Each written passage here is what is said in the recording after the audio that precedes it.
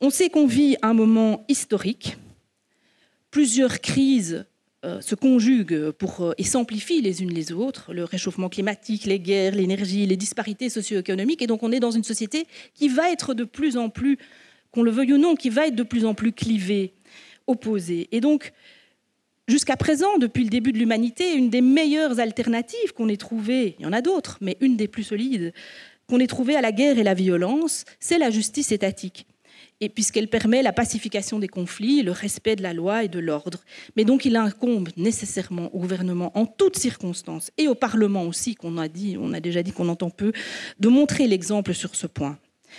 Et la question de l'inexécution des décisions de justice, particulièrement, c'est l'aspect des demandeurs d'asile, est dénoncée sans relâche depuis des mois par les ligues des droits humains, les associations de terrain, les barreaux, les associations de magistrats.